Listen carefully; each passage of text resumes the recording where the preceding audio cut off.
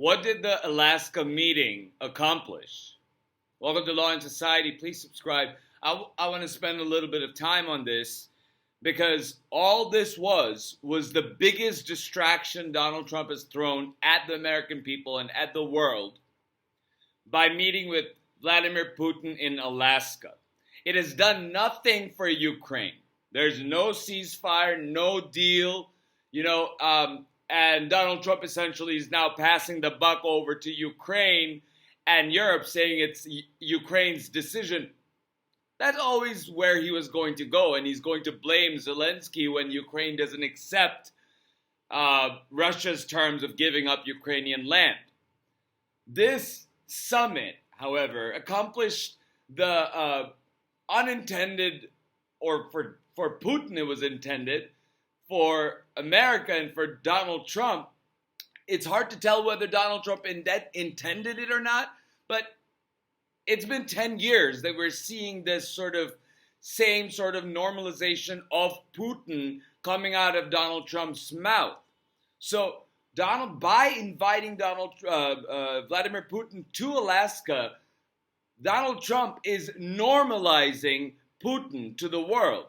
And Putin is saying to the world that I now have the United States on my side with this president.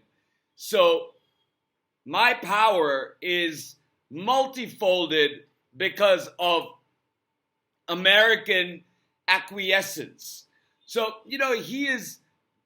Vladimir Putin knows that Donald Trump is not going to do anything to help Ukraine.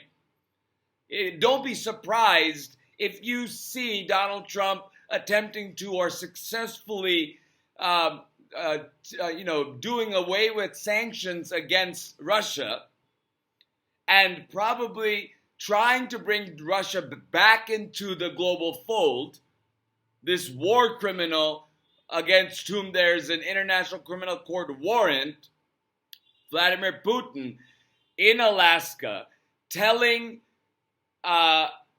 Donald Trump that our elections are rigged and spreading that premise of election rigged and taking it forward with Donald Trump saying that, he's getting legal advice from the dictator of a country that feeds its young men to the war machine. Hundreds of thousands have died in the last 3 years. And taking that dictator's advice of how our election system is rigged. So this disinformation, this sort of completely flippant attitude towards what's happening in Ukraine. It wasn't even an issue to be talked about at the press conference where they didn't take any questions. You're normalizing disinformation and taking that, and there's a straight line to that, to the Texas redistricting fight, where the Republican logic is that election systems are rigged. So they're going to rig it more. Donald Trump is using Putin's talking points. And so, I keep on looking at it from a vantage point of an American, of a common American who's looking at Donald Trump doing everything he can to follow Putin's narrative that is harmful and corrosive to reality and the truth, whether it be from election rigging or whether it be international policy of where Ukraine stands and where Russia stands as the invading force. If they wanted to stop, they could stop it right now just by withdrawing the Russian forces, but Putin's not going to do that. It brings into question everything that Donald is doing. And I've said it before, say it again, that Donald Trump is sabotaging America in every way possible, whether it be foreign relations or domestic policy or human rights abuses, to installing a dictatorship while still maintaining a veneer of a republic. You see, that's what Russia is. Russia is a republic in name only. That's what Putin wants, and that's what Donald Trump is trying his utmost to turn America into. He wants to destroy our constitutional order, maybe even fracture our nation, fracture our states, fracture our union. When you see Donald going and attacking blue states and sanctuary jurisdictions and withholding funding from certain colleges for DEI initiatives and taking money away from education, from scientific research, and compromising basic health care and the social safety net of Americans, and you wonder where he's getting these ideas, I believe you cannot rule out that he's getting them from Putin. And why would Putin want to do that? Because Putin wants to see America fall. Putin wants to see America break apart like the Soviet Union did. Russia is never going to be an economic power compared to the United States. United States is 15 times larger than Russia economically speaking. So the only way for Russia to create a global perspective, a vantage point, a narrative of a parity between the United States and Russia as being the centers of power in the world, when Russia is not an economic power, it only has its power because of its nuclear weapons and its indiscriminate dictatorial methods of fighting war.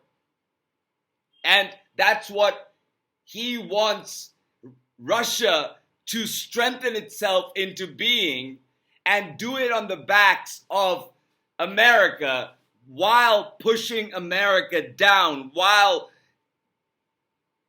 installing somebody, encouraging somebody, misinforming and cajoling and flattering and sort of brainwashing somebody like Donald Trump to take our country and nosedive it into the ground. That's what happened in Alaska. That's what I see when I look at Alaska and what Donald Trump did with this meeting in Alaska.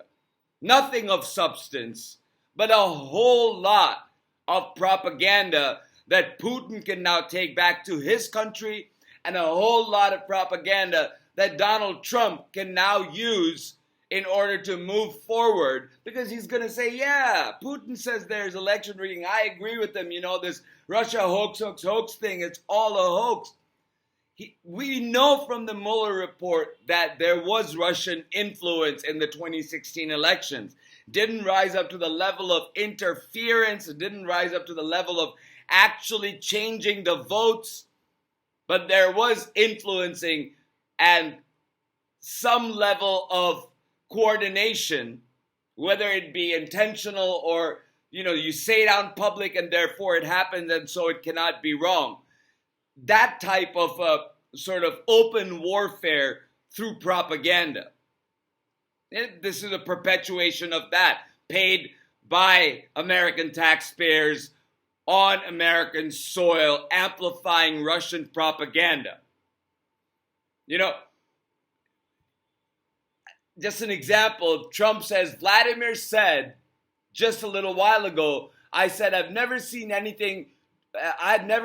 anybody do so much so fast. Well, if you look at it from a perspective, Donald, Vladimir isn't wrong. Donald Trump is doing so much damage so fast to this country that Vladimir Putin is pleasantly surprised with the progress of his asset in the White House. And, Putin saying, our country is hot as a pistol because we're ready to burst into flames. And that's what the economic numbers are showing. That's what our global standing is. That's how we are fracturing away from our global partners in Europe. And, it makes you wonder these really crazy things that Donald Trump's doing with his tariffs. I'll leave you with this odd sticking point. So, even despite global sanctions on Russia, Europe and the United States still do trade with Russia.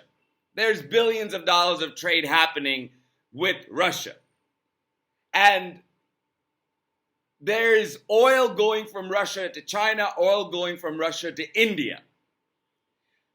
Why did Donald Trump not tariff China based on the oil that Russia is selling China, or Europe for Russia selling energy to Europe, but went ahead and put a 50% tariff on India for getting oil from Russia?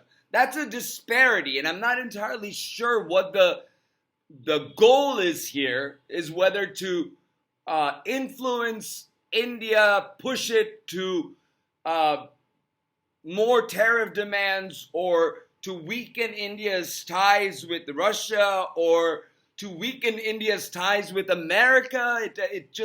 It doesn't make much sense.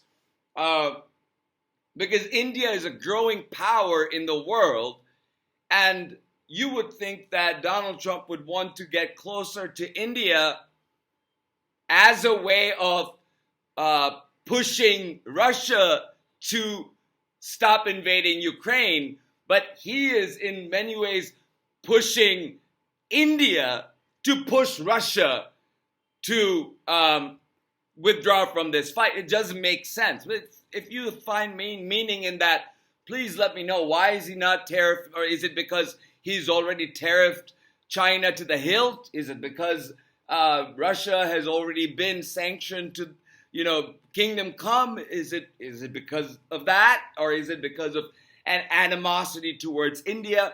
Is it because of some other diplomatic hitch that I'm not seeing?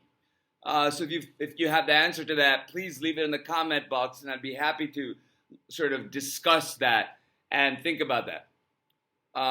With that said, thank you so much for listening. Please like, share, and subscribe, and I'll talk to you soon.